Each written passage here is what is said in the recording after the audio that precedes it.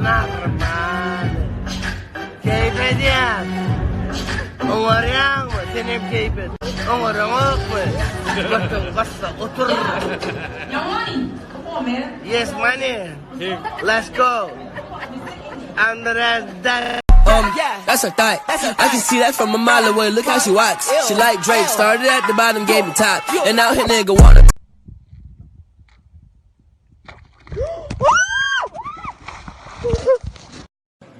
Baktım da telefon çıktı. Yoksa biri düşürmedi. Uzaklığı neyden gururlarımı değil, yüzünü yazarı düşürmedi. Arada atlayan SMS'lerin ikisini izliyordum doğru. Gururuma olması kimi derle. Telefonlama tüysüyor yani. Eline koymayan bir kapıdan. Neyse yurtada tenyane burayı. Ne deyip o da oğlum olaysa adına takar telefon koluyor. Ahlardan dok. Ahlardan bak bir de uğraşsana.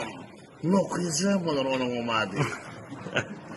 Tiyanın yoluna bırzalaydım öyle sağırım yakınyadı.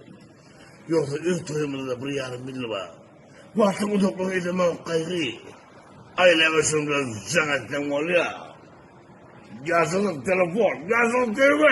Sağ ol bro, sağ ol. Alo. All day, all night. What the fuck?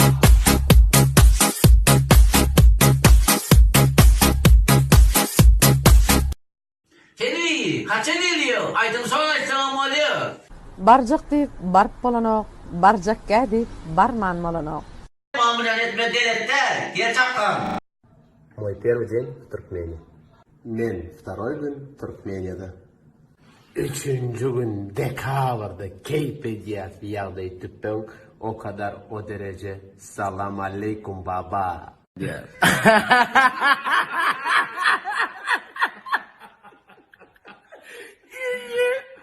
Öldüreyim ne mi değil adısını.